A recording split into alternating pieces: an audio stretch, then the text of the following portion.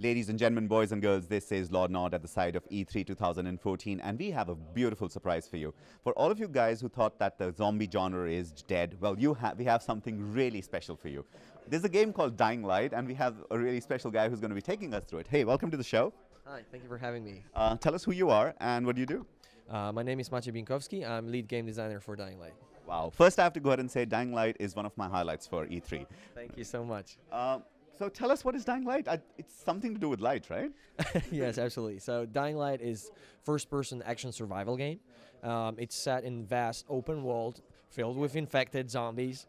It features day and night cycle dynamic that changes dynamically, and of course we change gameplay from day to night.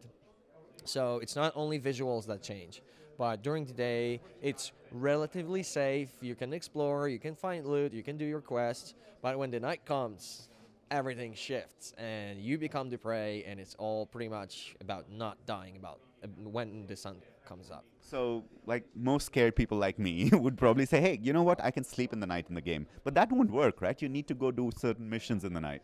Yeah, well, there's certainly an option, but there are a lot of incentives to go out by night, take the risk. So, of course, there are certain missions that will require you to perform them by night. But also, if you want to develop your character faster, we will give you a reward for that. So, yeah, I guess I should tell a bit about how the whole progression works, right? So we have two basic proficiencies, agility and strength. Okay. And if you want to get better, you get that by doing. So you want to get better at agility, that means you have to run, you have to jump, you have to climb, and whatnot. If you want to get better at strength, that means you gotta kill zombies, you gotta fight. And then if you get enough experience, then you level up, and when you level up, and that's a no-brainer, of course you get faster, you get stronger, but the best thing about it is that you get access to all these crazy abilities, and we have about 50 of them, and really think about it. Yeah, almost 50 of them. So they're really like game changers. So choosing one over another is going to affect how you're going to handle in-game situations. So if you want to, and coming back to your questions about night, if you want to take the risk and play by night, that means you'll be able to level up your character faster. Nice.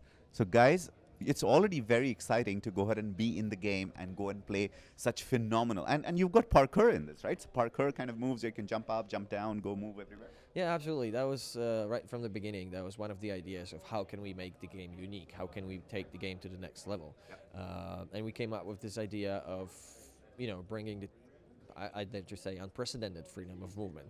So that would be so cool to just go whatever you want, however you want. So yeah, and that actually affects the game too, because in Dying Light, combat is just an option. So you may find yourself in many situations that actually trying to fight the group of infected would be a suicide. So it's better to run away.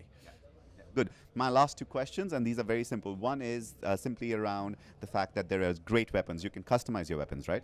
Absolutely. So we have about 100 just base weapons. So knives, swords, machetes, baseballs, bat, you name it, everyday objects, and pretty much all of them can be modified.